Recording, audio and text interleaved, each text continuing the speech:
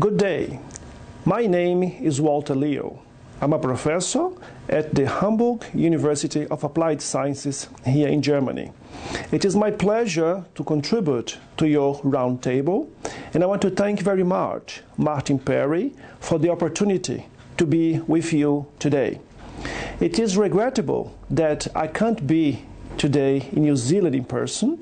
Today we have in Germany a very damp day with low-hanging clouds, 8 degrees.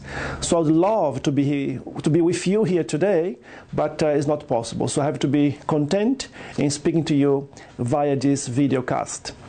The subject which I would like to make some comments upon is the subject of sustainability at universities, especially the role of universities in fostering local sustainable development.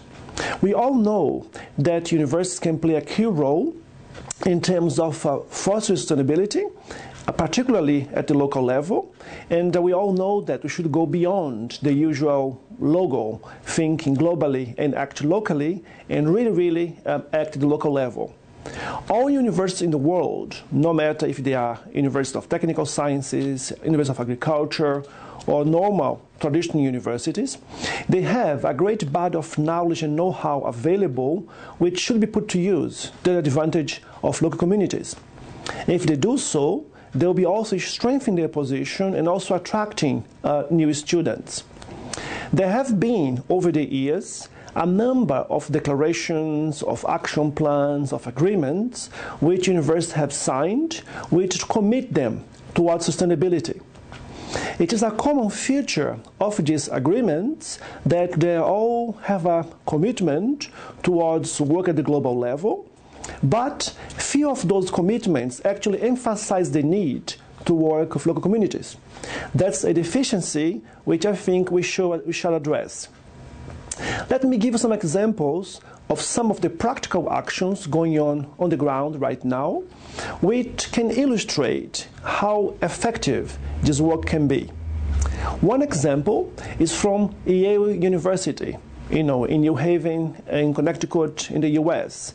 Yale University has a sustainability office, and this office has the task of making sure that all activities within the university are integrated, but they also has the job, this office has the job of making sure that professors and students work at the local level to the advantage of the community surrounding the universities. And that, of course, is a very interesting way of working because it increases the university visibility and encourage the participation of people, politicians and industry in university projects.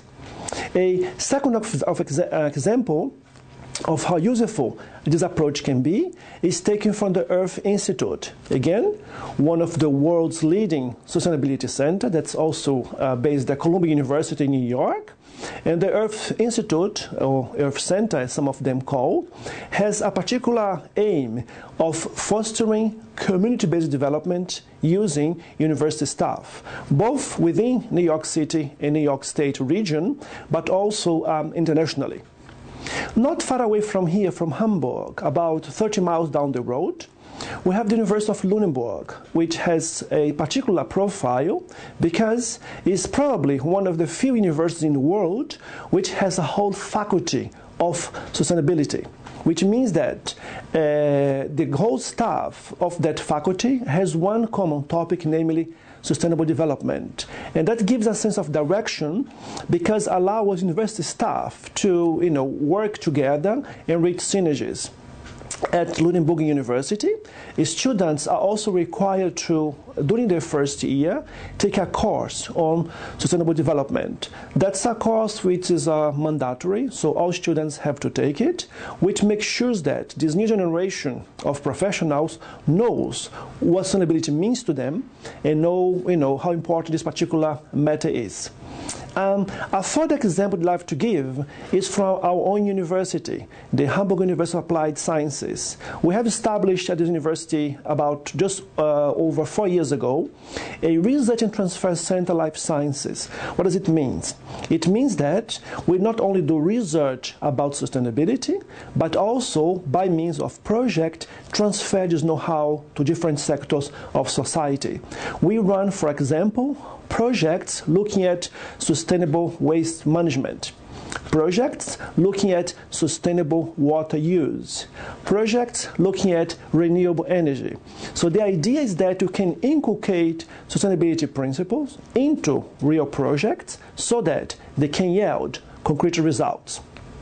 Dear colleagues, one of the major barriers we see in respect of fostering sustainability is the fact that even though much good work is going on the ground, especially in New Zealand and other parts of the world, not much of this work is ever documented, and even less of such works are ever disseminated. Therefore, we make a point here in Hamburg of trying to document and promote the work happening internationally, so that these experiences can be applicable and can be used to a wide audience. If I pick up a book, for example, our latest book is called World Trends on Sustainable Development. That's a book which is being just published and identifies and documents experiences on sustainability happening all over the world. And this kind of book series I would really warmly recommend to our colleagues in New Zealand. Please contact us, contact Martin to discuss the possibility of publishing some of your presentations, some of your papers, because I do feel there's a need for fostering the work you are doing and promote it worldwide. A final word I'd like to share with you is actual invitation. Next year, we are hosting in Rio de Janeiro, as part of the Earth Summit, the World Sustainable Development Symposium. That's an international event where universities from all over the world you gather and discuss how can we implement sustainability within university programs and also as part of university life. Therefore, a warm word of invitation to you to join us and take part in this event. You can easily Google the conference. It's called World Symposium on Sustainable Development at Universities. You can easily Google it. You're going to find us, and would welcome inputs and also papers from colleagues from New Zealand. Again, let me congratulate Martin and the team for this roundtable. I think the kind of dialogue you're starting is very useful, is very helpful, and if you're able to document your dialogue and promote it, I'm sure we can increase the impact of the work you are doing. So thank you for giving the opportunity to share some thoughts with you.